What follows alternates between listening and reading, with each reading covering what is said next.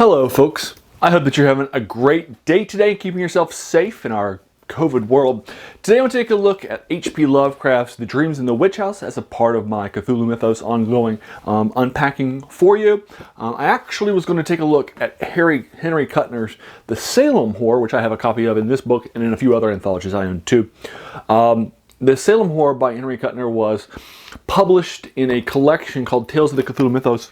That is the first Lovecraftian mythos collection that collects a number of works that are in the mythos, as well as publishing it with a work of H.P. Lovecraft that begins it.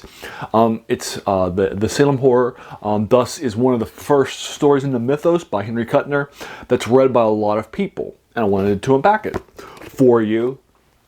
But the problem is that it's actually based, it takes and is an homage to a story by H.P. Lovecraft called The Dreams in the Witch House. So I figured before I do the Salem Horror, let's do The Dreams in the Witch House. Now, here's the thing. The Salem Horror is generally regarded by Cthulhu Mythos fans as one of Kuttner's better stories in the mythos. And it's heavily anthologized. It's oftentimes the first mythos story by Henry Kuttner that a lot of fans are actually going to read, which is pretty cool. Actually, it was my first Kuttner story in the mythos too. So I fell along that path. But The Dreams in the Witch House is generally considered to be one of Lovecraft's worst Cthulhu Mythos stories. I actually think it's the worst. And I'm going to tell you right up front, I'm only going to give it a 5 out of 10. It was published in 1933 for the Weird Tales magazine. It's in the haunted house subgenre of horror. It's Lovecraft's attempt to do that sort of a subgenre. It's his lone story that he writes. It's a haunted house story, and in this case, this is something that not only do a lot of Lovecraft fans think this is weak, other people at the time thought it was weak too. August Derleth, who is one of H.P. Lovecraft's proteges, read it and said that this is not a very good piece. Lynn Carter, who is one of Lovecraft's biggest devotees, also said that this is uninspired and one-dimensional. So, and I agree with both August Derleth and Lynn Carter, two of the biggest names in the Cthulhu Mythos, that this is not a great story.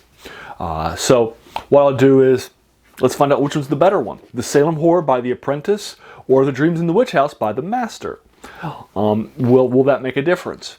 And so we'll take a look at these two in back-to-back reviews for you. I'll do the Salem Horror as soon as I finish this up for you, and we'll take a look at it. Now, I'm going to link you to my collection of Dreams in Terror and Death as published by Del Rey, which is where I have one copy of this story that we're reviewing for you today, The Dreams in the Witch House.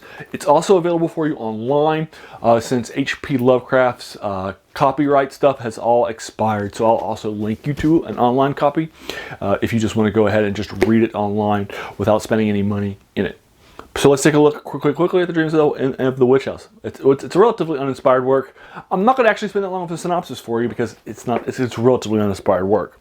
The work itself is set in Arkham, one of the places in the Cthulhu Mythos at Miskatonic University. We're going to be introduced to a student named Gilman, and he is both a mathematics and and he's also studying some other things too.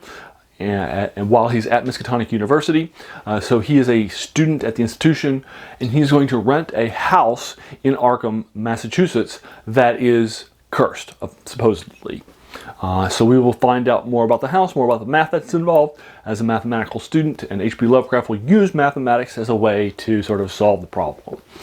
And I'll go ahead and leave you there because that's actually, again, it's I don't want to spend minutes and minutes on a synopsis. It's just a haunted house story. This story does have the mathematics angle to it, which is different than other haunted house stories, which is interesting and makes the story, I think, worth reading, even coming at it with a 5 out of 10, or for Cthulhu Mythos completionists. But I'm a big fan of H.P. Lovecraft. H.P. Lovecraft was once my favorite writer of all time. After I started reading him in college, he's not anymore, but he was for probably 10 years of my life. I love him, but just because I love him doesn't mean, and I've read everything he wrote, or co-wrote, or edited. In the two writer things that he did a lot of. But just because I love him doesn't mean I go into him subjectively thinking every single work this guy makes is a 10 out of 10 every time, right? In fact, I've only given a 10 out of 10 to one work by Cthulhu Mythos writer, and that was Shadow Over Innsmouth. Everything else either has pacing issues, or he shows too much and doesn't tell enough, or something like that. Classics of the horror, I gave Call of Cthulhu a 9 out of 10 as an example for you, or 4.5 out of 5, or whatever, however you want to rate it. But so it's I save a 10 out of 10 for a true classic of the genre, and or just a classic story.